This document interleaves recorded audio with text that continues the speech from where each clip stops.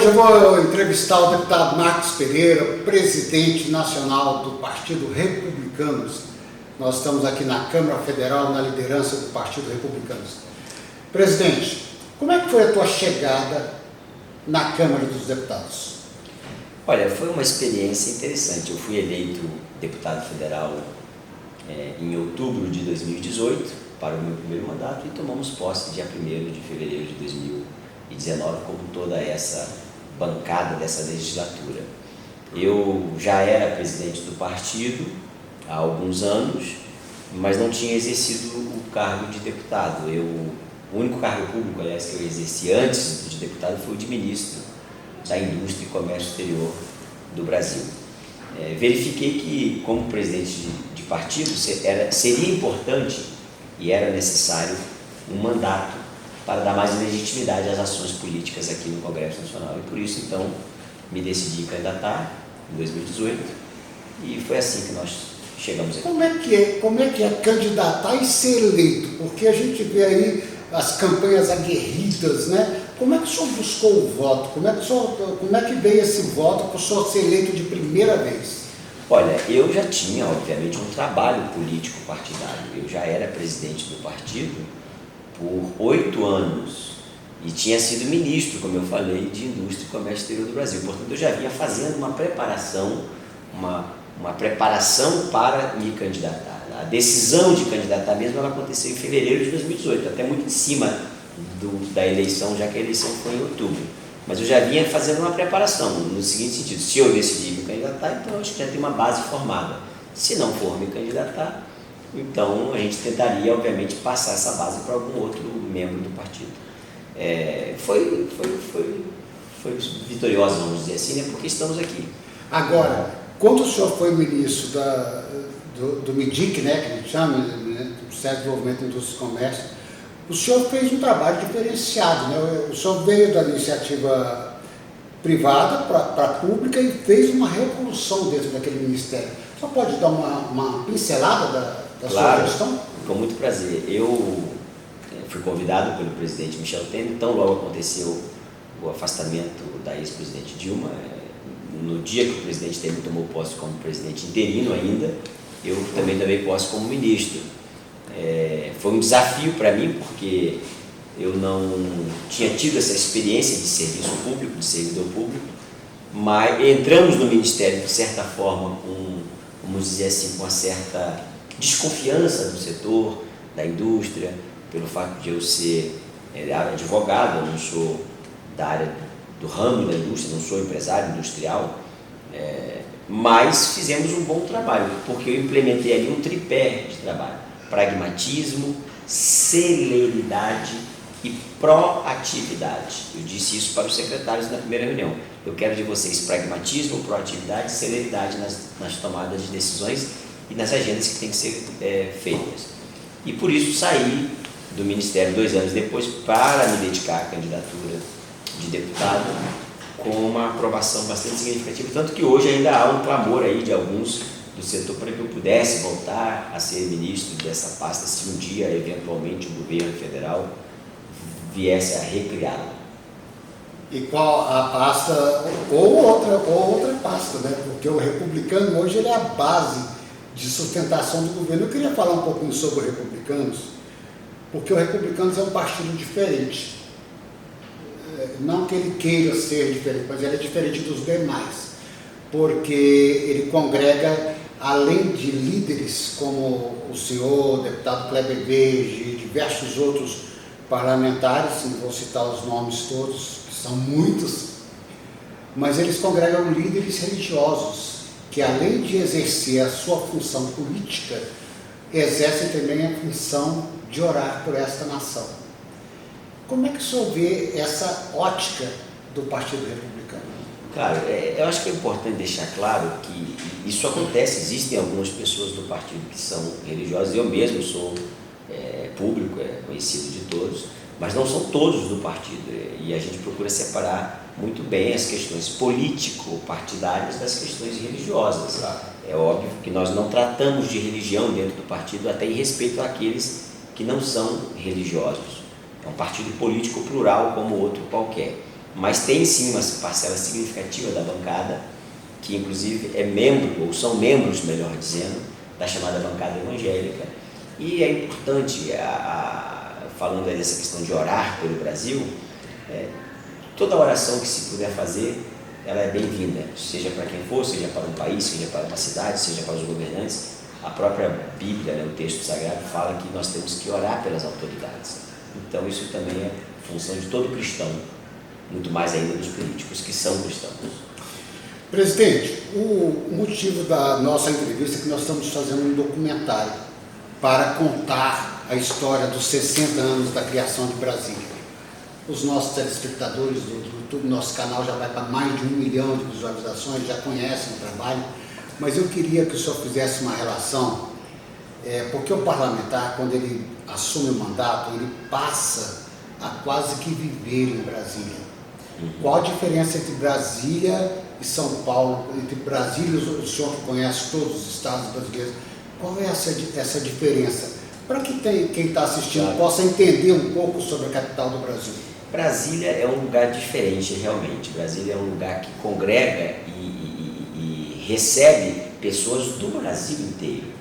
Por ser a capital, nós temos aqui, por exemplo, os servidores do governo federal, os servidores dos vários ministérios que existem, vindos de vários lugares do Brasil. Às vezes a pessoa mora lá no seu estado e faz concurso para um cargo da União e ela tem que mudar para Brasília para poder exercer esse cargo. Então, Brasília tem essa característica de pluralidade. Aqui eu acho que é um espelho realmente da sociedade brasileira. A cidade é muito agradável, a qualidade de vida eu acho que é muito boa. Eu brinco que em Brasília você sai atrasado e chega cedo nos compromissos. Essa é a grande diferença para São Paulo, o trânsito. Bom, você está ouvindo aí da boca do nosso presidente, a nossa amada cidade de Brasília, que o Distrito Federal está completou 60 anos no ano passado, e nós vamos lançar o almanaque agora dia 21 de abril de 2021 agora, e nós vamos ter agora a participação do nosso presidente. Presidente, falando agora já falamos de política, falamos da capital, como é que o parlamentar, porque às vezes as pessoas não sabem, mas como é que o parlamentar concilia a vida política com a vida familiar? É difícil. No meu caso, eu não tenho filhos. Eu sou casado há 30 anos, mas não tenho filhos. Então, na medida do possível, na maioria das vezes, a minha esposa sempre vem a Brasília comigo e volta quando eu me retorno para São Paulo. Então fica um pouco mais fácil, porque sou só eu e ela. Os nossos familiares, o pai, mãe, irmãos, moram em outro estado. O pai dela é falecido, a minha mãe é falecida, mas então a mãe dela mora na Bahia, meu pai mora no Espírito Santo, os irmãos moram também em outros estados. Então isso nos dá um pouco mais de flexibilidade em relação a outros parlamentares, mas aí essa pergunta você vai ter que perguntar para alguém que tem uma família mais diferenciada. Mas é difícil, a vida de parlamentar não é fácil. Presidente, eu queria assim, para ilustrar essa nossa entrevista, ficar bem agradável, para quem tivesse, o senhor contasse, eu sei que o senhor tem um grande testemunho de vida, mas se o senhor contasse algo marcante na sua história de vida, algo que lhe deixou impactado, que possa servir de exemplo para outras pessoas. Aqueles que me conhecem e que me acompanham nas minhas redes sociais, principalmente no meu site, que dá a minha história de vida, me permite aqui, no meu site é marcospereira.com, não tem .br, é www.marcospereira.com, não tem .br. Lá tem a minha história de vida. Eu fui adotado no dia que nasci, eu não conheço meus pais biológicos. Quando eu me referi agora há pouco à minha mãe e ao meu pai, eu estava falando dos meus pais adotivos. Não conheço meus pais biológicos, me disseram que a minha mãe era uma empregada doméstica que morava em São Paulo, que ficou grávida do dono da casa e voltou para o interior do Espírito Santo, que é o estado natal dela, não para a cidade dela, mas para uma outra cidade, e lá me teve. Esse casal que me adotou, a mulher não podia ter filhos, e então queria adotar, e eu fui adotado por eles. A minha esposa sempre quis que eu procurasse identificar quem era a minha mãe biológica para conhecê-la. Eu nunca quis. E um dia voltei a Linhares, a cidade que eu nasci, lá no interior do Espírito Santo. Nessa altura eu era vice-presidente da TV Record, e por conta desse destaque na minha vida profissional que eu já tinha alcançado, eu fui agraciado com o título de cidadão benemérito. Não cidadão linharense, porque eu nasci na cidade. O cidadão benemérito era para aqueles que, pela lei orgânica de Linhares, é para aqueles que são linharenses, mas que foram morar em outros estados e se destacaram na profissão. E para aqueles que moravam em Linhares sem ter nascido em Linhares, era o tipo de cidadão linharense que a Câmara de Vereadores otorgava. E eu fui escolhido para ser orador, representando todos os mais de 60 pessoas que recebiam o título naquela noite. E aí, para terminar, a dona Mariquinha, que era a dona da pensão onde a minha mãe se hospedou e que foi a parteira que fez o parto que eu nasci, ela estava também recebendo o título de cidadã benemérita, já que ela era também cidadã linharense de nascimento.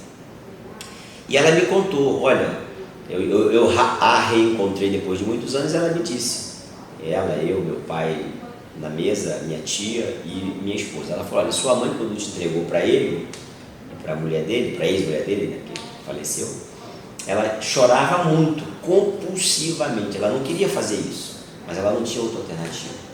Então, a partir daquele dia, eu passei a ter interesse de conhecê-la, até procurei tentar identificar, meu pai me ajudou a tentar identificar com a família dela, era da cidadezinha chamada Pinheiros, lá no interior do Espírito Santo, mas nós não conseguimos achar.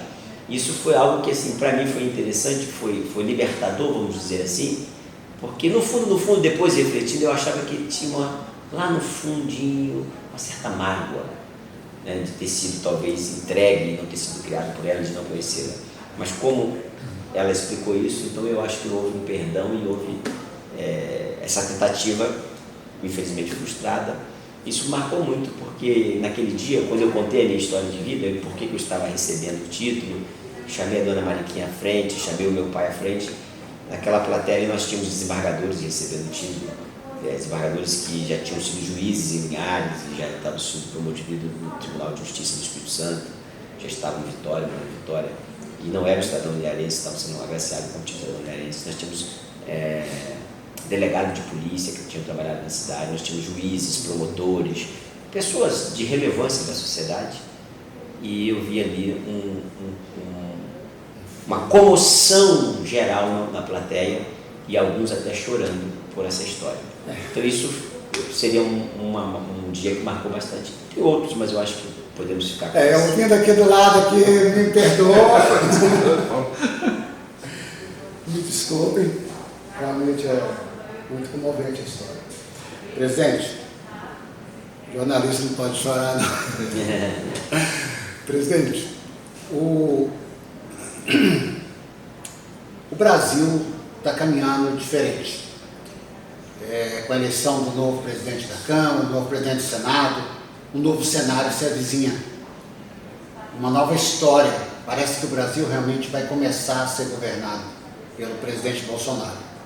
Como é que o Republicanos está neste governo agora? Nós estamos bem, nós apoiamos a pauta econômica, principalmente, nós apoiamos, eu disse para o presidente, desde o governo de transição ainda, quando ele ainda estava eleito, mas não tinha tomado posse ainda, que 80% no mínimo da pauta do governo, da pauta que o presidente pregou na sua campanha, converge com a pauta dos republicanos. Então, que nós iríamos ajudar, nós sempre estivemos dispostos a ajudar. Eu acho que, como você disse, com a eleição do presidente Arthur Lira e do presidente Rodrigo Pacheco lá no Senado, a pauta econômica que estava travada, ela deve agora destravar. Nós já vamos votar a reforma tributária nos próximos 8 meses, a administrativa, a PEC emergencial, tudo isso há consenso para debater essa pauta, tanto no Senado como na Câmara. E votamos agora também, recentemente, a autonomia do Banco Central, que estava parada sob a presidência anterior. Então eu acho que agora a gente pode avançar nessas pautas e vai ser uma sinalização muito importante para o exterior, para as empresas que investem no Brasil, para gerar emprego e renda, que é o que nós precisamos, na verdade. O Brasil agradece, presidente. O Brasil agradece republicanos, agradece porque realmente a gente precisa ver esse país voltar a crescer, porque nós somos empresários, né? O Brasil precisa disso, precisa caminhar nesse sentido. Presidente, o senhor falou da Record. Eu estou entrevistando o deputado Marcos Pereira, presidente, um dos maiores comunicadores desse país, né? Eu estou aqui humildemente aqui ao lado dele, mas o presidente é um grande comunicador da TV Record. Aproveitar e mandar um abraço para o Alarico, aqui da nosso, Um abraço para o Alarico, nosso amigo, toda a equipe lá da TV Record, que inclusive quando eu lancei o Almanac dos 50 anos, a TV Record fez uma cobertura para nós, e vai fazer agora dos 60, a gente já está alinhando com eles. Presidente, se o senhor pudesse prever o futuro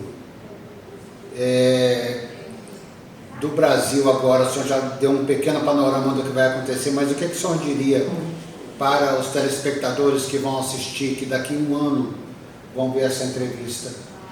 Eu acho que nós vamos ter, a partir desse primeiro semestre, a partir do final do primeiro semestre, do início do segundo semestre de 2021, uma melhora na economia. É óbvio que precisa, para que isso aconteça, uma vacinação em massa o mais rápido possível,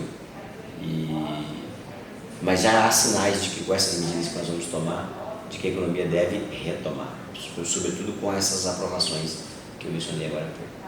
Eu acho que a economia será outra em 2022. Bem, e assim nós vamos encerrando aqui, mas antes de encerrar, eu quero passar para o senhor, fazer uma pequena homenagem ao senhor, porque todos os nossos entrevistados para esse documentário, que fica gravado ali na internet para sempre, recebem uma pequena singela, que é um diploma de honra ao mérito, para o senhor ter disponibilizado o seu tempo para poder nos atender, né? Então aqui é a editora Voz de Brasília e o Instituto Brasil Just, que é o Instituto de Ação Social que nos acompanha, confere o presente diploma de honra ao mérito a Marcos Pereira pela sua entrevista para o documentário. Gostaria que o senhor mostrasse. Obrigado, Paulo. Uma satisfação, uma honra poder ter participado dessa entrevista e da história de Brasília, né? E agora eu vou deixar para o senhor ali, o senhor que é um grande comunicador, que sabe mais do que ninguém, deixar a câmera à vontade para o senhor fazer a despedida final. Muito obrigado. Um abraço para todos que estão nos assistindo. Brasília realmente é fantástica. Quero parabenizar você, Paulo, e a editora Voz de Brasília e o Instituto Brasil Just pela iniciativa. E são iniciativas como essa que vai perpetuando a história do Brasil e, neste caso, de Brasília, nossa capital. Um abraço para todos. E assim nós vamos ficando por aqui, agradecendo a você por ter assistido. Agora faça a sua parte, compartilhe, comunique-se, mande essa entrevista para frente, para que a gente possa mostrar a cara de Brasília. Grande abraço a todos, fiquem com Deus. Até a próxima.